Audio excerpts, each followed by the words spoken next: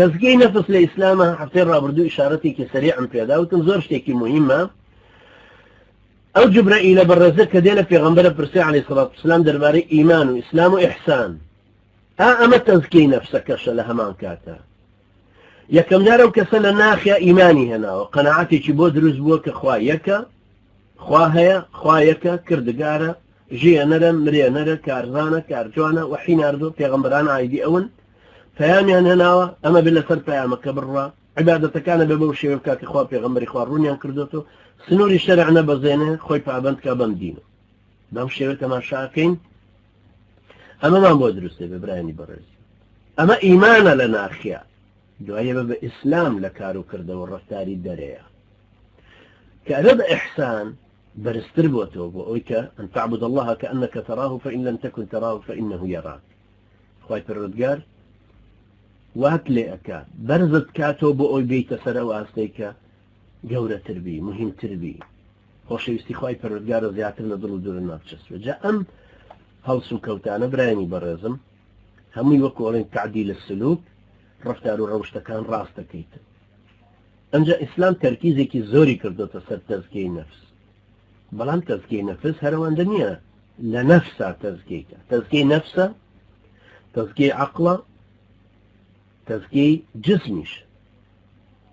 تذكير رفتار وروشتيش لقيا مكانش أقلو تمخواي جورب بنعمتك زور جوري زاني شو كهمو الشرع كيدانا وبأوك سيك للري أقلية وتكليفية تسر يكي قرأ أقلنا بو تكليفي لسرني شيطة يام قالورة يام أقلي بشدناشك يام منالة تكليفي شرعي لسر يام أقلي لدز دابا مخدرات بسر خوش كردني بشتاكي لو بابته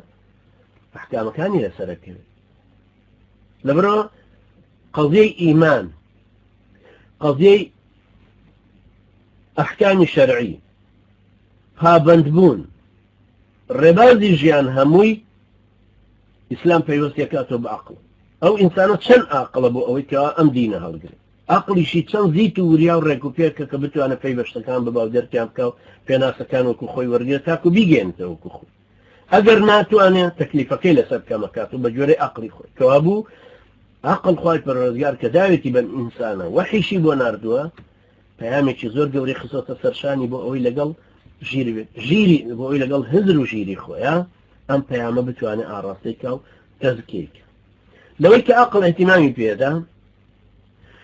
لەوەی کە ئیسلام اهتمام بە تەزکیەی عەقڵی ئەم ئینسانەدا هزر و ژیری ڕێکەخا گەشەی پێدا نەشونمای پێەکە پێش هەموو شتێکەوەیە کە فێریەکە کە اعتیماد کاتە سەر ڕەخنەگرت ئیسلام ئەڵێ ڕەخنە بگرە باشترە وەک لەوەی کە بکەویتە شوێن و هەر تەفکیرێک دیقەتێ بگری و هیچی تر بۆیە تەوبە بەشێکە لە مراجعەکردنەوە چونکە تەوبە بۆ خۆی ئەگەڕێتەوە سەر گوناحەکە مراجعەیەکەیتەوە سەیرەکەی لاسەنگە ناگونجە لەگەڵ شەرع ناگونجە لەگەڵ دیندارێتێکەکە ناگونجە لەگەڵ قیەمی ئیسلامە ناگونجە لەگەڵ سنووری شەرع و قاڵبەکانی شەرع و یاسا و ڕێسای شەرع پەشیمانە بیتەوە لێ لەگەڵ بەهێزبوونی ئیمانیشتا ئەگەڕێت بۆیە جائز نییە ئێمە حتا لە قیامەتە گلەی لە شەیتان بکەین بڵێن وەڵا ئەو شەیتانە بوو دوو لە ڕێو کابراڵە وەڵا ئەو شەیتانە خوێڕێ بوو پێی کردم شەیتان پێی نەکردو شەیتانەوە من هیچ دەسەڵاتێکم نەبوو خۆ منێوم کۆنتڕۆڵ نەکردو هەرچی هەمە من بانگم کردن بانگهێشتێکم کردن بۆ ئەم خراپەکاری وتان باش هاتن بەدەنگەوە یخوای گەورەش بانگی کردبوون بۆ ئیشی باش ئەی بۆ تەجاوبتان لەگەڵ ئەو نەبوو حەزتان لەگەڵ حەزی منە گونجە هاتن بە شوێن منە بۆیە خوای پەروەردگار بە شێوەیەکی سەرزەنشتیەوە ئەپرسێ وما ئەصابەکم من مصیبەت فبما کەسەبەت ئەیدیکم هەرچی شەو موشکیلە و گیر و گرفتێک کە هاتۆتە ڕێگاتان تووشتان بۆ بە سەبەبیەوە کە دەستی خۆتان کردوێتی بۆچی ئەم کێشەیەتان هاتۆتە ڕێ ئێوە خۆتان هێناوتانەتە ڕێگای خۆتان پێتان قبوڵ بووە بۆیە ئیسلام ناهێڵێ عەقڵت ئیلغاکەیتەوە هەڵێ نا عەقڵت بخەرە ئیش